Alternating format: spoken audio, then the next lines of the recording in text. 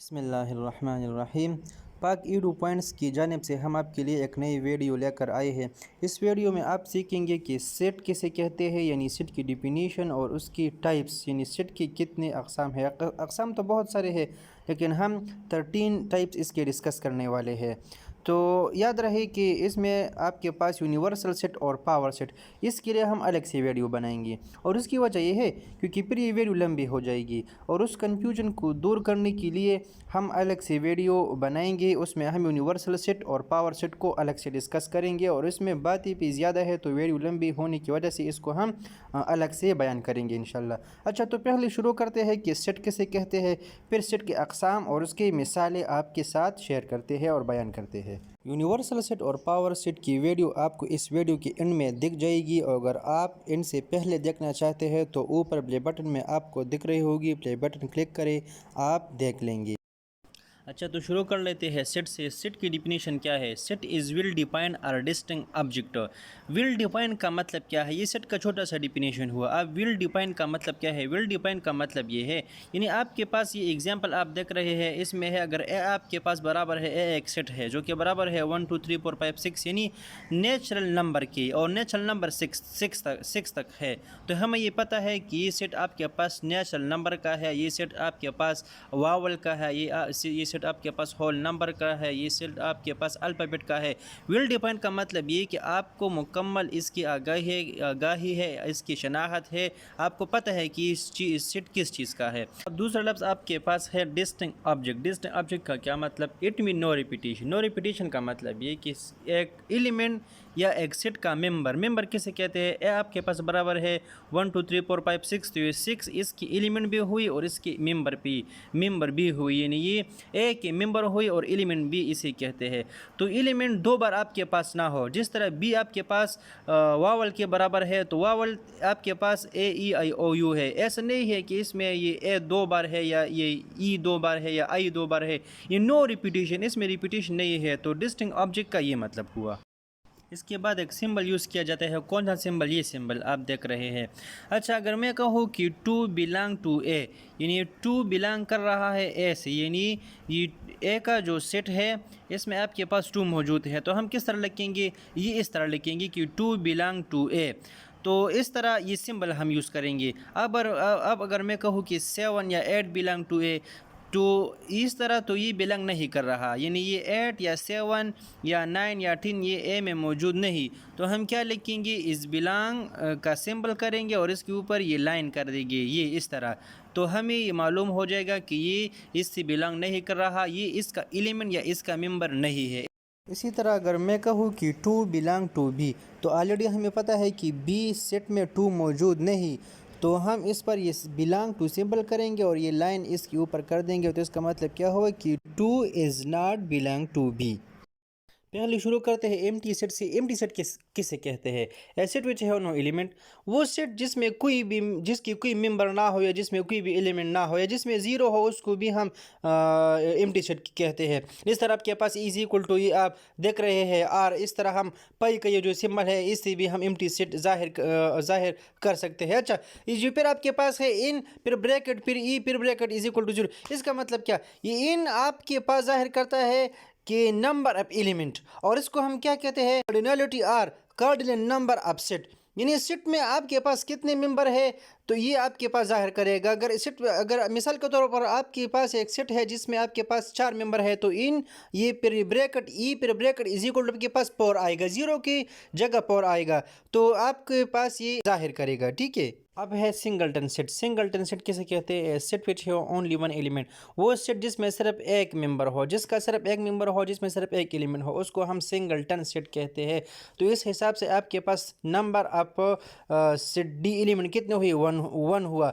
अब देखिए आपके पास बी सेट में कितने एलिमेंट है?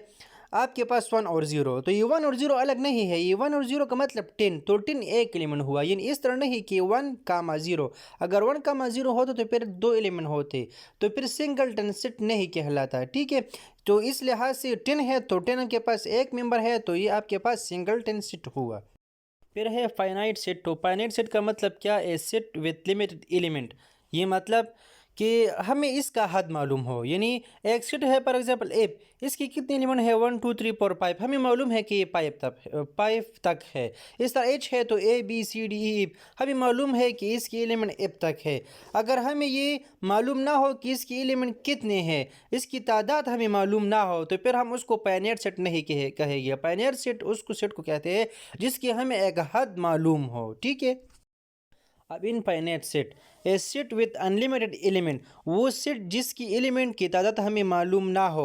मिसाल के तौर पर इन आपके पास बिलोंग करता है कि नेचुरल नंबर है, नेचुरल नंबर वो जो 1 से स्टार्ट हो, 1 2 3 4 5 6, लेकिन हमें ये मालूम नहीं कि नेचुरल नंबर का ये सेट कहाँ तक है, ये 10 तक है, ये आपके पास 100 तक है, 1000 तक है, मिलियन का है, बिलियन का है, कितने नंबर इसमें मौजूद है ये हमें मालूम नहीं है। तो इस तरह के सेट को हम कहते हैं इनफाइनाइट सेट। इक्वल सेट का क्या मतलब? इक्वल सेट है same element, two sets are equal if they have same element. मतलब ये कि आपके पास दो सेट्स हो और उसमें एलिमेंट सेम हो। सेम का मतलब ये कि जो एलिमेंट ए में हो वो बी में भी हो, और जो एलिमेंट एक सेट में हो वो दूसरे सेट में भी हो। मिसाल के तौर पर ई सेट आपके पास बराबर है ई ए आर टी एच, और एच आपके पास बराबर है H E A R T. तो देखिए ई जो मेंबर है, ई ये जो एलिमेंट है ये पहले सेट में भी है दूसरी में, इस तरह ए पहले में दूसरी में आर टी एच, ये सारे एलिमेंट एक सेट में भी है और दूसरे सेट में भी है। इस तरह ए बी में भी जो एलिमेंट है वो ए में भी है और बी में भी है। तो इस तरह ये इक्वल सेट आपके पास हो, यानी एक सेट बराबर है दूसरे सेट का। इक्विवेलेंट सेट, अब दो ऐसे सेट्स यानी डिफिनीशन के मुताबिक equivalent sets have different element but have the same number of element. इसका मतलब ये कि दो सेट्स है, यानी ए आपके पास बराबर है 1 2 3 4 5 और बी आपके पास बराबर है A B C D E. तो आप ये याद रखिए कि इक्वल सेट में हमने ये बात कही थी कि उसमें हमने नंबर यानी नंबर ऑफ एलिमेंट नहीं देखे थे, ठीक है। उसमें हमने देखा था कि एलिमेंट आपके पास सेम हो, लेकिन इक्विवेलेंट सेट में आपको नंबर देखेंगे, यानी नंबर ऑफ एलिमेंट आपके पास क्या हो, यानी ए में आपके पास पाइप नंबर ऑफ एलिमेंट है और बी में आपके पास पाइप नंबर ऑफ एलिमेंट है। तो ऐसे दो सेट जिसकी नंबर ऑफ एलिमेंट सेम हो, यानी इक्वल नंबर ऑफ एलिमेंट्स हो। तो अगर मुख्तलिफ हो, यानी एक में आपके पास नेचुरल नंबर है और दूसरे में आपके पास ए बी सी है, लेकिन नंबर में ये सेम है, तो इस तरह के सेट को हम कहेंगे इक्विवेलेंट सेट। डिसजॉइंट सेट, यानी दो ऐसे सेट जिसमें कोई भी कॉमन एलिमेंट ना हो। मिसाल के तौर पर मैं कहता हूँ कि डी हमारे पास बराबर है 6 7 8 के और एस हमारे पास बराबर है 3 4 के। तो कोई ऐसे एलिमेंट नहीं है डी का जो कि एस में मौजूद हो, और इसका कोई एलिमेंट, इस सेट का कोई ऐसे एलिमेंट नहीं है जो डी में मौजूद हो। तो इस तरह के सेट को हम कहेंगे डिसजॉइंट सेट, या जिसमें कोई कॉमन एलिमेंट ना हो। Overlapping set, two sets are said to be overlapping set if they have at least one element common.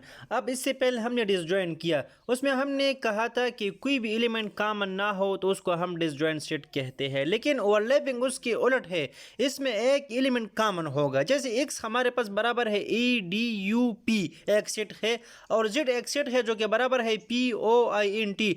अब देखिए ओ आई एन टी और ई डी यू ये अलग है, लेकिन पी ऐसा मेंबर है जो कि एक्स में भी है और जेड में भी है, तो एक्स और जेड में पी कॉमन है। तो इस एतबार से ये हमारे पास हुआ ओवरलैपिंग सेट।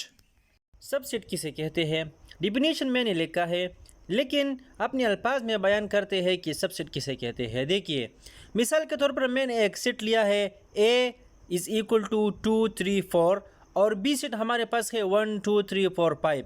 तो सबसेट का मतलब ये है, ये डिफिनीशन भी ऊपर लिखा है कि ए के जो एलिमेंट है वो बी में मौजूद हो, यानी ए में हमारे पास क्या है 2 3 4 और बी की एलिमेंट क्या है 1 2 3 4 5। तो देखिए ये 2 3 4 ऑलरेडी ये बी में मौजूद है, बी में 2 भी है 3 भी है और 4 भी है। तो इसका मतलब ये कि ए हमारे पास सबसेट है बी का, और ये इसका सिंबल है, ठीक है, कि ए हमारे पास सबसेट हुआ बी का। अब दूसरा सेट हमारे पास क्या है, C इज इक्वल टू 7 8 9 और D हमारे पास बराबर है, इसके मेंबर है 8 9 7। तो देखिए C की जो एलिमेंट है वो D में मौजूद है, यानी C में क्या है 7 8 9 और यही 7 8 9 D में भी मौजूद है।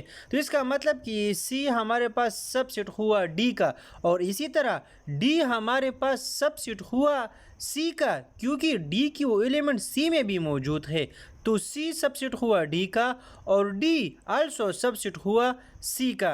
और इस तरह हमारे पास सी बराबर हुआ डी का, यानी इक्वल भी हुआ ये सेट। इक्वल इस लिहाज से हुआ क्योंकि जो एलिमेंट सी में मौजूद है वो डी में भी मौजूद है, इसको हम इक्वल सेट भी कहते हैं। तो इस लिहाज से इक्वल भी हुआ और इस लिहाज से हमारे पास ये सबसेट भी हुआ।